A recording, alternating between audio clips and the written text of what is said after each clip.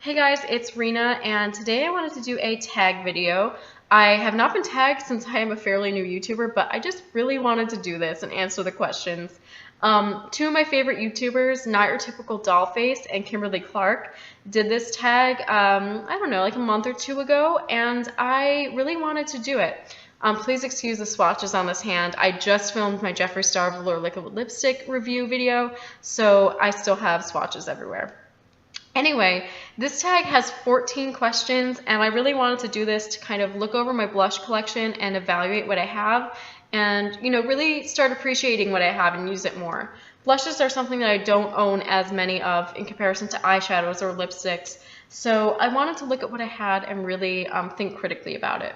So I'm just going to jump into it. I have my answers written over here, so if you see me looking that way, that is why. So the first question is best packaging, and my answer for that is the Gwen Stefani blush palette. I got this when it was on sale at Ulta for half off, so it was $22.50, which is, in my opinion, a fantastic deal because these are huge Urban Decay blushes. But the packaging really wins me over. It's kind of hard to see because I have light right here in my face, but it has this gold background with these cute little white circles and this like metal tag stuck on it with this white background here. And I just love that you get, the 6 blushes. They're huge pans, and the mirror is quite large and very useful. And it says Magic's in the makeup, which I think is adorable. So yes, this wins best packaging for me. It's just very minimalist and kind of pop arty, which I am a huge fan of. So best packaging goes to the Urban Decay Gwen Stefani blush palette. Okay, number 2 is the prettiest color, and I gave this one to Hello Waffle, Likes Matter. There we go. Ooh, there we are, Likes Matter. This was for their 1,000 likes on Facebook, so this is quite a while ago. I love this color. I just think it's so gorgeous. You can kind of see in the cap the color that it is. It's like a purple. But when you swatch it, it is, it's still purple, but it's a little more pink. There it is up top. And when it blends out, it turns into the most gorgeous, like pinky purple.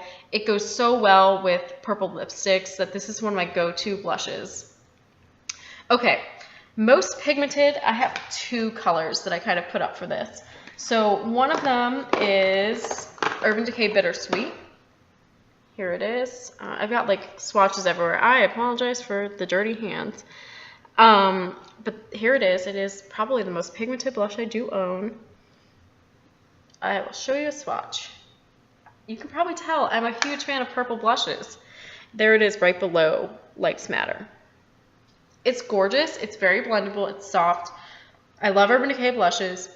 I think it's actually more versatile than one might think. It's really easy to sheer out and use just a little bit, and it looks more pink when you do it that way. And I do love this. So it is very pigmented if you're not light-handed with it. Okay. And the honorable mention goes to Shiro's Gelato Beach. So it looks like that. Oops. There we go. Gelato Beach. It's a really gorgeous coral shade. Actually, it's more orange than coral, I have to be honest. This really started me on my orange kick. Like, I used to be afraid of orange, and then I tried this blush, and I love it. It's very pigmented, and there's so much product in here, I can't even believe it. I use this like every day for a long time, and I still have basically the entire container. It's awesome, but I guess that's why, because it's super pigmented. You don't need a lot. Okay. Everyday blush is Hypness from MAC. This was re-promoted a couple times, but it's been limited edition. This is from the Wash and Dry collection, at least the version I have. I am not going to swatch it only because it doesn't usually show up just on my skin. I usually have to use a brush to apply it. And you can see it's like this is a coral. This is like a corally pink. Really gorgeous for every day. It goes with pretty much every look you could think of, and it's just very versatile. Okay. Party blush.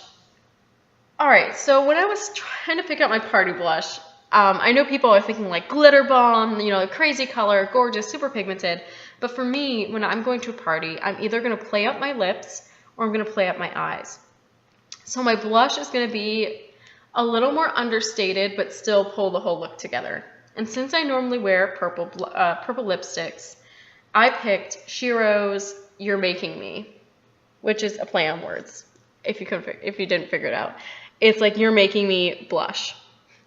And it's like that color. It's pretty accurate. It's like a pink with a violet type of tone to it. I'll try and swatch it here. Maybe you can see it underneath the Jeffree Star swatches. It shears out to a lovely pinkish purple, and it just goes well with a lot of different eye looks, a lot of different lip looks. And for me, when I'm going to a party, blush is not going to be my standout feature. So that is why I picked this one. Okay. Regret purchasing. This one is going to come up a couple times in this tag. I want to preface it by saying I love this company. I love their eyeshadows. I love their blushes. This was just a stupid purchase for me. I love every other blush I've ever tried from this company. This is Fiorne's Royalty. Yeah. It's purple. And I love purple, guys, but this one is a very blue tone purple. And when it blends out, it looks like a bruise on me. And so I can't even really use it as a contour shade. It's just too much. There you go. It's more blue than anything. And this was a trend for sure in the indie makeup world for a couple months to do like a blue, deep purple for contour, blush. Little Sparrow, when the company was still around, was doing Bluebell, which is this blue blush. I just can't pull it off. I just really can't. Some people really could, and I just can't. I love Fiorne's blushes, though. The formula is fantastic. Okay, most used would never let go of is definitely Crazy Imagination from MAC. Again, this is another one that won't really swatch well, so I'm just going to show you the color in the pan. It's kind of like a dusty rose, I don't know, like almost cranberry shade. But it goes on fairly sheer, but builds up nicely. And what I love about this blush is that I cannot wear contour one day and only wear this blush, and it'll make my cheeks look chiseled and carved. And I love that. I don't know why it does that, but I love it. And it's Rocky Horror Picture Show. I have to keep it. Like, man, this collection was hard to come by online, and I love the color. I wear it so often. Okay, favorite blush brand? MAC. I'm just going to say it. It's MAC. I love Shiro. I love Fiorne, but the ones that I reach for consistently are my MAC blushes. So, okay, greatest blush discovery of the last year, and this is honestly probably my favorite makeup discovery of the last year. It's the Lunatic Cosmetic Lab Contour Palette. I got it on sale at the Mother's Day 20% off, and it was the best purchase I've pretty much made. The blushes are all right here.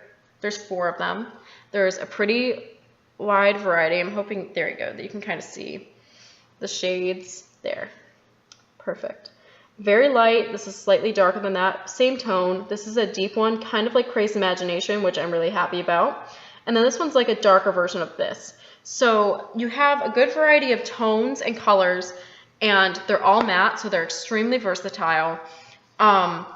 I've been using this quite a bit, so this is definitely my greatest blush discovery of the last year. And the products go so well with the rest of the palette. It's just very cohesive. Okay, most practical, I also gave it to this one just because they're very practical colors. They go with a wide variety of looks, and they're matte, so you don't have the shimmer like all over your cheeks. Least practical, Royalty. I'm sorry, Fiorne. I love you guys, but like, it is the least practical of my collection, and I wear purple blush. Like, this is just too much for me. Okay, most expensive is Freshen Up from MAC, also from the Wash and Dry collection like Hypnus was. This is actually technically a highlight powder, it says, but it's too dark for me to use as a highlighter.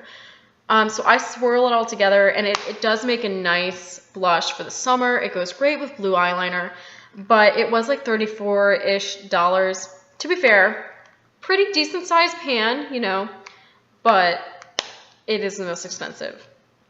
And then the least expensive has to go to Essence from the Beauty Beats collection by Justin Bieber, which is embarrassing, but it's called Groupie at Heart. It's just a beautiful blush. I honestly, I'm not a fan of Justin Bieber. I'm not knocking those who do like him, but it is objectively a great blush. It's so silky. It is the least expensive. I think it was $2.99 or something like that. It's the least expensive blush I own, and it's just this gorgeous like pink red shade. I used this for like a couple months to a year solid. Just stunning. Try and swatch it right there. Looked great on my complexion. It goes with a lot of different eye looks. Great blush. Cheapest blush I own. Fantastic. So that was my Lip Blush Key tag. I'm sorry if I'm butchering the pronunciation. I do want to tag Makeup by Jessie Michael. If you feel like doing this video, go ahead. It would be cool to see your answers. And anyone else who wants to do the video who's watching, I'd be happy to watch your video if you want to put it, link me to it down below. Thank you for watching. Please subscribe if you haven't already and if you enjoyed this. And again, thank you for watching and have a great day.